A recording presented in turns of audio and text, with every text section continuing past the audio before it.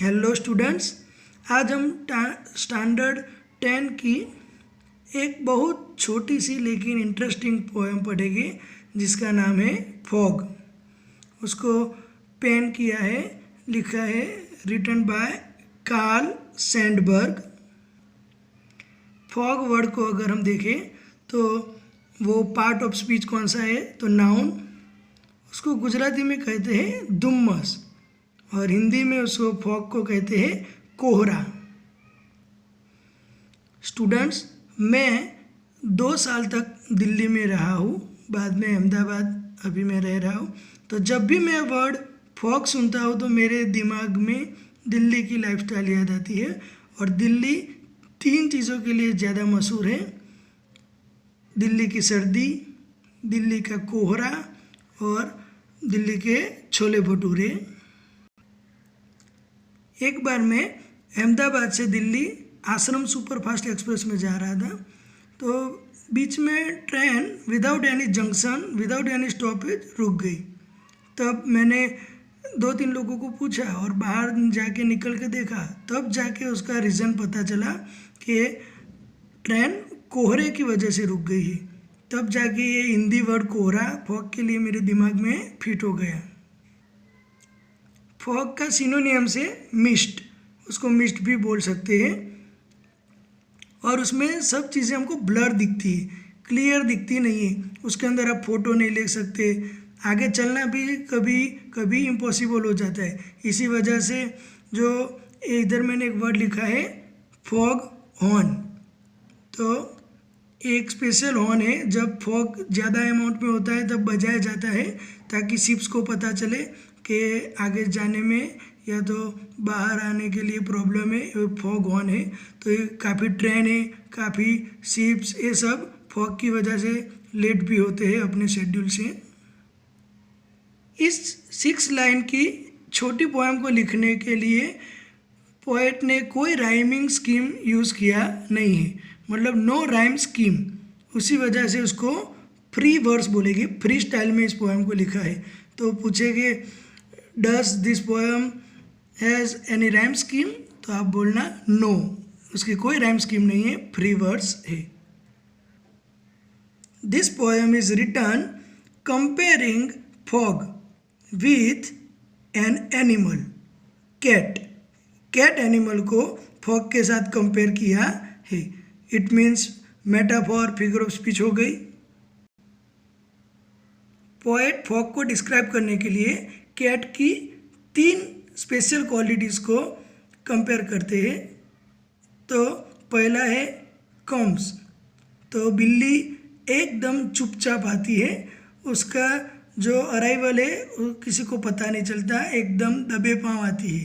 तो फॉग का भी ऐसा है, उसका अराइवल अनसर्टेन है, कोई इसके बारे में प्रेडिक्शन नहीं कर सकता। और ये बच्चों, जो फॉग है मोस्टली विंटर सीजन में ही देखने को मिलता है, विंटर सीजन में आप उसको देख सकते हो।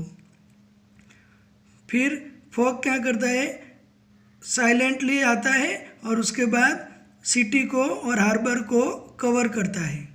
तो इधर कैट भी ऐसा करती है, ऐसा समझना है कि वो आती है साइलेंटली, फिर बैठती है, फिर as a fog harbour city को कवर करती है और लुकिंग अराउंड, आजू बाजू में देखती है, जैसे उसने अपना पावर दिखाया हो कि देखो मैं कितना कवर कर सकती हूँ, ये मेरा पावर है। वो अपने हॉन्चिस पे बैठ जाती है, हॉन्चिस मतलब जांग। और कोहरे का एक क्वालिटी है कि वो कभी एक जगह पे ज़्यादा टिक नहीं सकता, तो बिल्ली भी ऐसी है, एक जगह पे ज़्यादा रह नहीं सकती। तो फाइनली वो मूव्स अवे, मतलब कोहरा एक जगह से दूसरी जगह चला जाता है, डिसअपियर्स टोटली, और विजुअल एकदम क्लियर हो जाता है। जो स्टूडेंट्स, अब 6 लाइन हम फिगर ऑफ स्पीच के साथ भी देख लेते हैं। The fog comes, fog inanimate चीज़ है, नॉन लिविंग चीज़ है, वो हमारी ह्यूमन की क्वालिटीज़ को फॉलो करती है।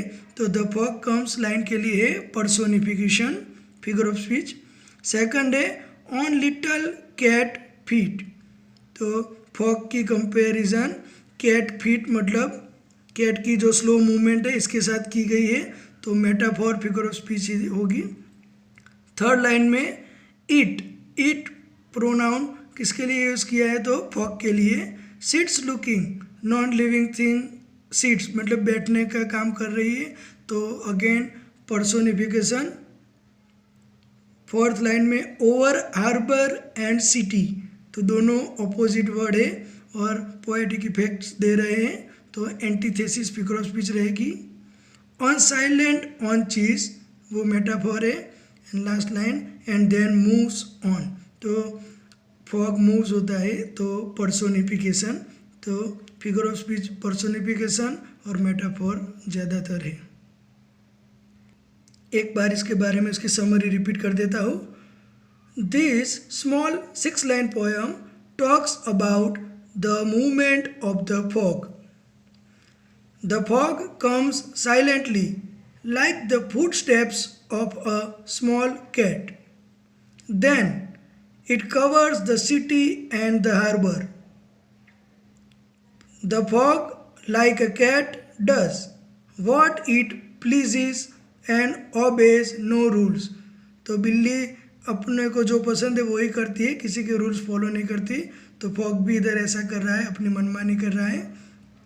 The fog remains still, covering both the places it appears like a cat sitting on its haunches and showing its power, and then it moves away like a cat which doesn't like to remain in one place for long. Finally, the fog disappears totally. बहुत simple poem है students, और इस poem को मैं आज 29/4/2020 मैंने इस poem को आपके लिए 29/4 डेट को दिया है, और इस डेट को मैं कभी नहीं भूलूंगा। और I want to dedicate this poem to Irfan Khan, RIP, rest in peace Irfan Khan, जिनका आज निधन हो गया है 29/4 को। I miss you Irfan Khan. और आपकी भी क्वालिटीज़ इस पोएम के साथ सिमिलर है। आप बॉलीवुड में कब आए, हॉलीवुड तक काम कर दिया साइलेंटली, काफ़ी सारा ये आपका एक्टिंग टैलेंट से आपने लोगों का दिल जीता, फैन फॉलोअर्स बनाए, बहुत एरिया कवर्स किया फैन फॉलोअर्स का। You are a versatile actor. And कब चले गए हम सबको छोड़ के, मूव्स अवे लाइक कैट, तो तीन क्वालिटी आपकी इधर फॉग के जैसी है। तो I want to dedicate this poem Irfan Khan. I miss you. Goodbye students.